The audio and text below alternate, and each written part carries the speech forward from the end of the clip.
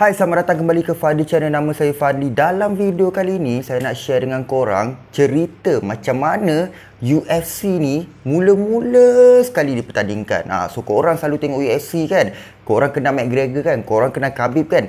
Tapi sekarang ni, saya nak ceritakan dekat korang macam mana pertandingan UFC ni mula-mula dijalankan. Jom. Konsep dia ni iaitu freestyle fighting yang tak ada rules. Bolehlah nak pukul macam mana, ikut suka hati lah. Sebenarnya konsep ni dah lama tau diperkenalkan. Dari zaman Athens, dari zaman Hercules lagi, dah memang ada dah konsep perlawanan yang tak ada rules macam UFC ni. Cuma pada ketika itu Rorion Gracie dengan Art Davis, diorang ni nak mempopularkan tradisi keluarga Gracie ni, di mana keluarga Gracie ni selalu pergi kepada gym-gym ataupun garaj-garaj untuk memperpromosikan diorang punya martial art, iaitu Brazilian Jiu-Jitsu. So diorang pergi dekat gym sini, diorang buat pertandingan sikit. Diorang pergi gym sini, diorang buat pertandingan sikit untuk memperpromosikan diorang punya Brazilian Jiu-Jitsu. So diorang pergilah lawan-lawan dengan kickboxing lah, dengan karate lah, dengan apa semua untuk mempromosikan martial art diorang lah, BJJ ni. Dan diorang ni, iaitu Rorion Gracie ni, dia nak mempopularkan aktiviti-aktiviti mereka ni ke seluruh dunia. Jadi dia ciptalah pertandingan freestyle fighting ni. Yang dalam freestyle fighting ni dia tak ada rules lah. Maksudnya kau bolehlah nak pukul macam mana sekalipun. Cuma pada ketika itu, masa UFC 1, dia ada 3 rules. Yang pertama, kau tak boleh korek mata. Yang kedua, kau tak boleh pukul dekat groin. Yang ketiga sekali, kau tak boleh gigit. So itu je lah 3 rules yang dipertandingkan masa UFC 1. So bagi menampakkan UFC ni macam betul-betul best, betul-betul ganas, apa yang diorang buat adalah diorang cipta satu gelanggang yang bulat macam tu, yang octagon tu. Diorang ciptakan gelanggang macam tu. Dan idea pasalnya adalah di sekeliling gelanggang tu diorang nak letakkan rantai tau. So idea ni datang daripada John Milius. John Milius ni sebenarnya dia macam salah seorang anak murid lah kepada Gracie ni punya keluarga. Dia ni juga adalah orang yang buat cerita Conan the Barbarian tu. So dia nak nampak benda ni ganas kan. Jadi apa yang dia buat, dia nak buat sekeliling tu rantai tau. Tapi of course ditolak lah. Sebab diorang nak promote dekat luar kan. Jadi diorang tukar keliling gelanggang tu menjadi jaring. Untuk UFC 1 pada 12 hari bulan 11 1993 yang berlangsung di McNichols Sport Arena dekat Denver, Colorado. So pertandingan ni pada asalnya adalah 16 peserta, tapi akhirnya menjadi 8 peserta saja. Sebab apa? Promotion ni diorang dah panggil ramai lah fighter-fighter yang gempak-gempak dalam sukan kickboxing lah, boxing dan sebagainya. Tapi kebanyakannya fighter yang terima tawaran tersebut, mereka tolak. Sebab apa?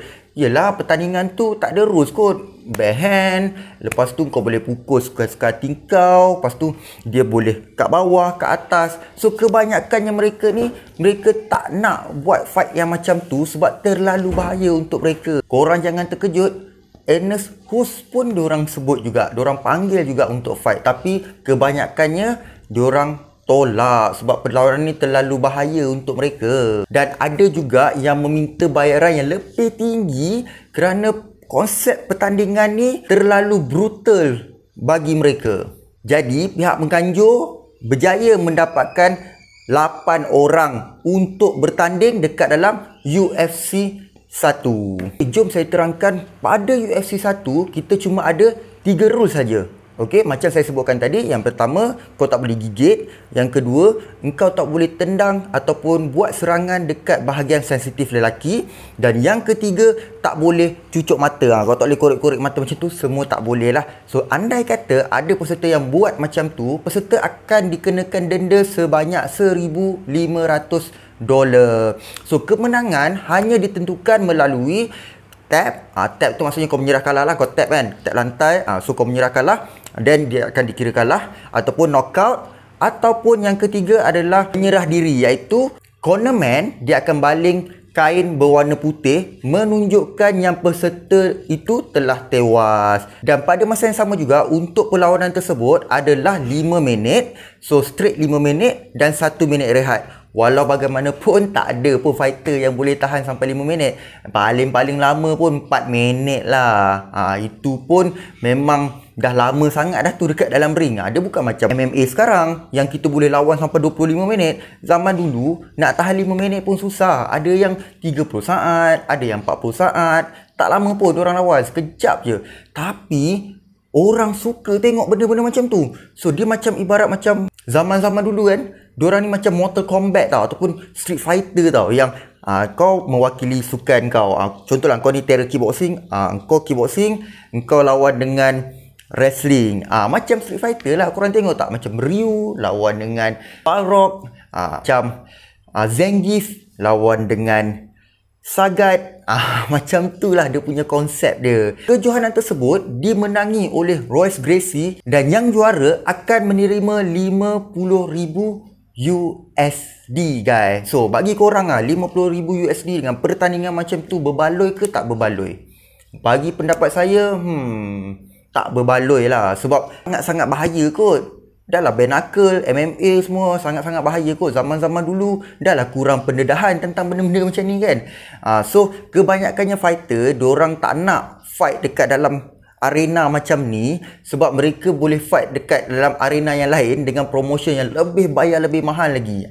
So mereka memilih promotion yang bayar lebih mahal compare dengan benda yang bahaya ni tapi bayaran dia sikit. Of course lah, untuk yang sponsor pun diorang akan tengok juga sama ada crowd suka ke, crowd tak suka ke, benda ni boleh pergi jauh ke, tak boleh pergi jauh ke, sebab benda baru kan pada tahun tu. Itu adalah sedikit tentang UFC 1 yang korang perlu tahu. Mungkin ada benda yang saya tak sebut lagi dekat dalam UFC 1. Korang boleh tulis dekat ruangan komen ni. Saya akan buat research. Saya akan cuba ceritakan lebih lanjut lagi pasal UFC 1 ni. Kalau korang tulis dekat ruangan komen ni, dekat bawah ni. Okay? So kalau korang suka konten-konten macam ni, jangan lupa bantu saya dengan klik butang subscribe dan tekan butang notification supaya setiap kali saya upload video baru, korang dapat notifikasi daripada pihak YouTube dan korang tak terlepas dengan video-video yang terbaik daripada Fadli Channel. Sehingga kita jumpa lagi pada video-video akan datang. Bye-bye.